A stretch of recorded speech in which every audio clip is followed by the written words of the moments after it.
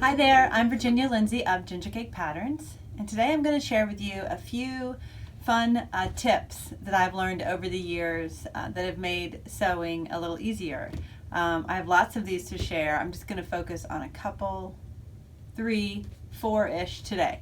So stay tuned and we'll get to work.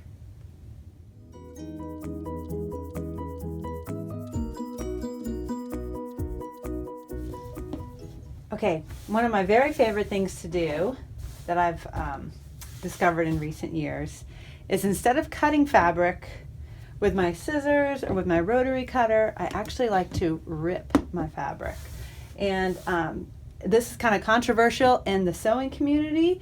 Quilters definitely don't do it because they need every little bit of their seam allowance. But if you're making bags, tote bags, the type of things, even like kids' skirts and different stuff, I think ripping is a great way. It makes your fabric always be perfectly on the grain, especially if you have a high quality fabric.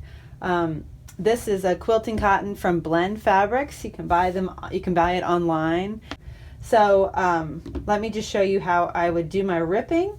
I would take my measure here, and this is going to be a tube to make like a handle or something. So I'm going to make it 3 inches long, and I'm going to 3 inches high.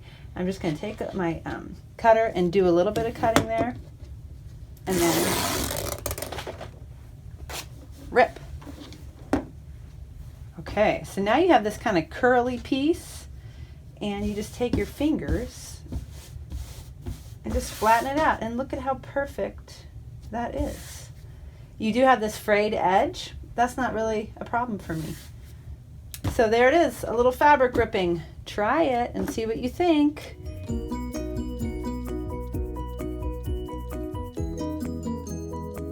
The next thing I want to show you is how to use a tube turner. This one is from Dritz, and it's pretty bendy, and it works fine for me. What you do now, for years I used like a chopstick, and I would turn it inside out and push it through and all of that, and that was fine. But this is a better method to do real fast tube turning. You just stick your tube turner in here like this. Can you see that? And it kind of has a little snap. And then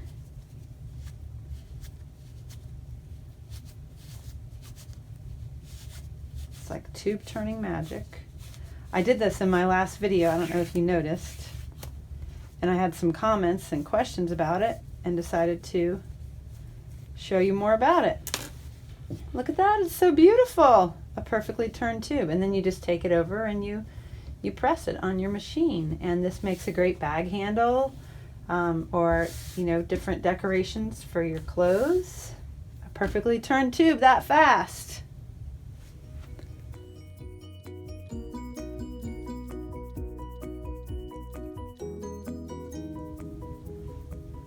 Okay, the next trick I'm going to show you is how to make a nice little curved pocket. This little trick is so great, and I didn't learn it for a long time, but I want you to know it for sure.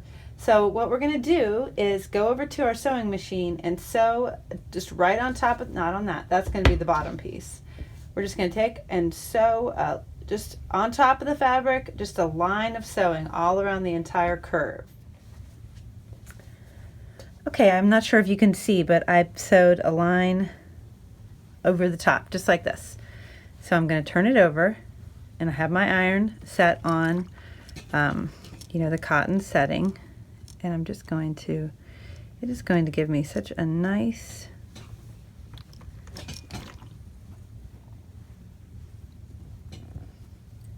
line instead of that whole, it's still like a little bit complicated, but it goes a lot easier. There's a certain term for this because dressmakers have used this forever. I can't remember what it is. Leave it in the comments if you can remember the term, because I'm like trying to look it up to say the proper name, and I can't think of what it would be called, but it is so nice to be able to just make such a pretty curve. And this application would be perfect for like a little girl's skirt or an apron pocket, something like that, because where you don't want like something with interfacing or even 2 layers of fabric weighing down your kind of flowy little lightweight skirt.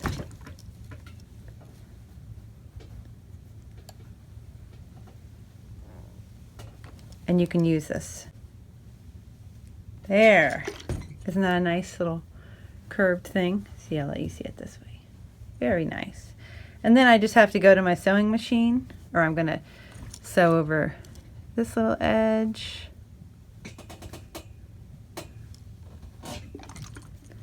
And again, this one.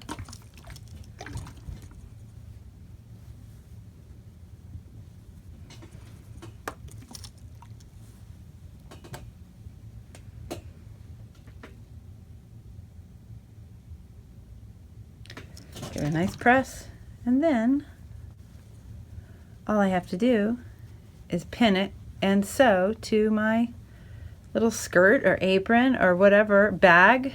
You know, on a bag you might want to use the interfacing, but on clothing this is such a cute pocket, like a little extra pocket. You can just stick your little hand in there. So try it, it's very fun.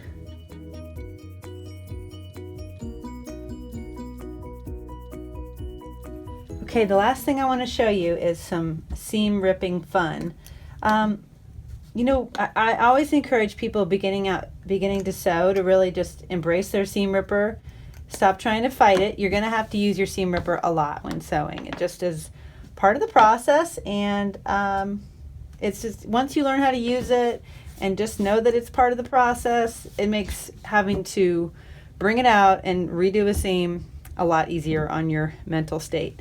So here is how I rip seams. This is a classic case of when I'm supposed to sew things right sides together, I don't do it properly. So I had these 2 pieces, they're supposed to be right sides together, and I messed it up like this. This happens to me from time to time.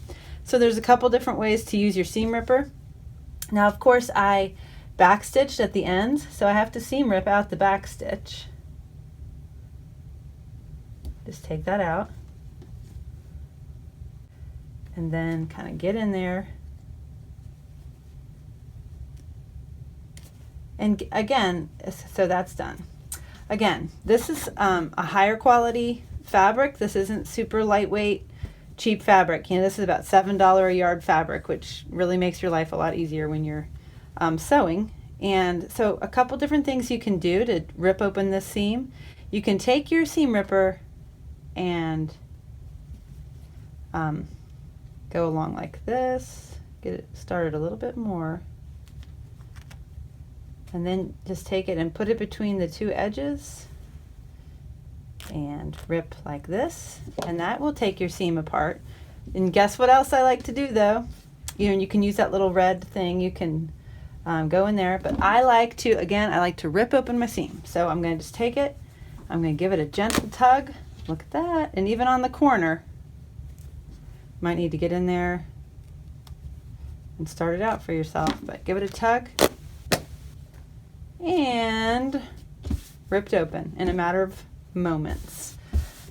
I would take it over to the iron and re-iron it, but that saves a lot of time and energy, and again a little controversial because you're ripping your fabric and it could go wrong, but it almost never does for me. And then I have 2 pieces and I can easily put them back together. Okay, I'm curious to hear what you thought of those tips, if they helped you or if you think that they are a little too dangerous to try on your fabrics.